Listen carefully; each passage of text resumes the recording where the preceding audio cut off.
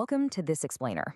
When we think of war, our minds usually go straight to the bullets, the strategy, the sheer firepower, right?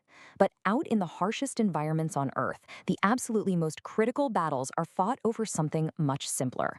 We're going to unpack how the primum, basic need for water, fundamentally dictated the entire evolution of desert warfare, specifically from World War I to World War II. So it really begs the question, how do you fight an enemy when your absolute biggest threat is just thirst? Let's dive into this. We have to confront the harsh reality that out in the desert, water isn't just a resource you manage. It is the ultimate weapon, and it's the baseline condition for survival. You can have all the ammunition in the world, but if your water runs dry, your entire military operation is going to grind to a fatal halt in a matter of hours. Let's start from the beginning. Section 1, Water in the WWI Desert. To really understand this, we need to look at the Bedouin tribal cavalry. Led by Prince Faisal and supported by T.E. Lawrence, they used generations of indigenous hydrogeography to completely outmaneuver the Ottoman army. See, the Ottomans were tied down to fixed infrastructure, things like the Hijaz Railway and major town wells. But the Arab forces, they used their deep, generational knowledge of the Badia, which is the inner desert. They navigated using this invisible network of beer, or secret ground wells, and cult, which are these hidden rock cisterns tucked deep inside canyons. The famous 1917 Aqaba raid is just a perfect example of this. Lawrence and Atta Abu Tai led their forces right through the scorching Nafud Desert. Now, the Ottomans considered this route completely, literally impassable, but by successfully hopscotching through a chain of incredibly obscure waterholes along the Wadi Sirhan, they managed to cross this unforgiving terrain and take the enemy completely by surprise. It's like a giant, deadly puzzle that only they had the key to. Which brings us to exactly how they pulled off these incredible movements. Section 2, Camels and Goatskins. Obviously, you can't cross a desert if you can't carry your water efficiently. And here is the crucial point. They didn't use metal canteens or wooden barrels like the standard European forces. Why? Because metal would literally boil in the harsh desert sun. Instead, they used the gerba. These were traditional porous leather goatskin or sheepskin bags, and they were silent, flexible, and honestly chemically ingenious. Because you could tie them tight against a camel saddle without any clanking or puncturing, they were absolutely perfect for stealthy long-range guerrilla movements. The science behind this is just brilliant. It uses evaporative cooling. Basically, the water slowly seeps through that porous leather exterior, and then the hot desert winds evaporate the surface moisture. This reaction actually keeps the remaining water inside significantly cooler than standard metal containers. They essentially turned a simple animal skin into an ancient, highly effective refrigerator on the move. And speaking of being on the move, let's talk about the primary vehicle of this era, the camel. 5 to 10 days. That is the staggering amount of time a desert camel could go without drinking while hauling heavy loads. This served as a massive logistics multiplier. Because these transport animals required so little water themselves, almost 100% of the water carried in those gerbas could be saved strictly for the human fighters. It drastically reduced the sheer weight and tonnage needed for their supply trains. Because of these strict limitations, every single operational plan was dictated by the distance between water points. Movements weren't calculated in miles, they were calculated in hours. Missing a well meant total disaster, so advanced scouts had to constantly verify these sources. And this actually turned water into a highly effective offensive weapon.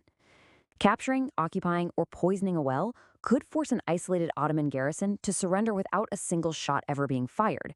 Cut off the water, and the fight is over. But then, technology changes everything. Section 3, the WW2 mechanized shift. Suddenly, the combustion engine comes along and completely flips the script. In World War I, the primary bottleneck was biological, the physical survival of men and camels. You watered your camels every few days, you focused on human thirst, and you were good to go. But in World War II, the new bottleneck was engine overheating and vehicle radiator leaks.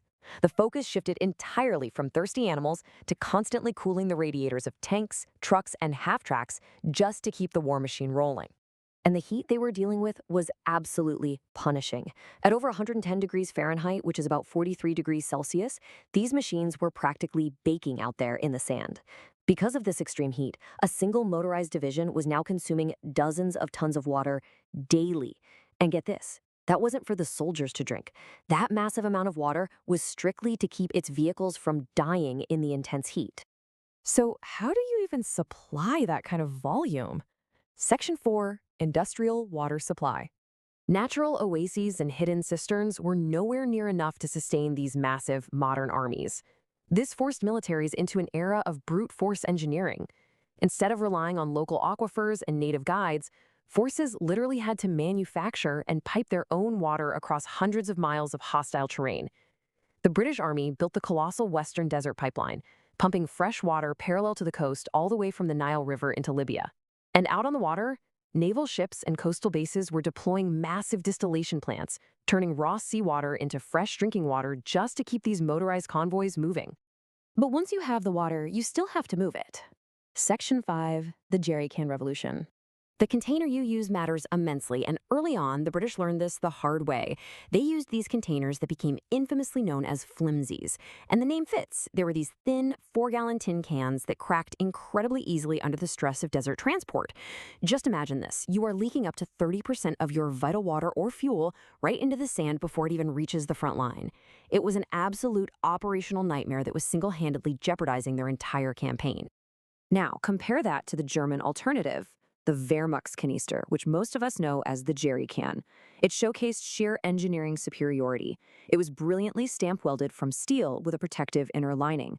It featured 3 handles so soldiers could pass it quickly in a bucket brigade style, and it even had a built-in air pocket so it would float. It was so wildly superior to the British flimsies that Allied forces ended up capturing and mass cloning literally millions of them just to survive the desert terrain. But here's the crazy part. Despite this massive industrial scale and all these engineering triumphs, water discipline on the front lines was still ruthlessly rigid. Exactly 1 gallon. That is all a standard soldier in North Africa received per day, about 4.5 liters. And no, that wasn't just their drinking allowance. That single, lonely gallon had to cover drinking, cooking, radiator top-ups, and any personal hygiene combined. Because headquarters strictly militarized the supply, elite units like the British Long-Range Desert Group had to get incredibly creative. They saved every single precious drop of drinking water by capturing and reusing radiator overflow.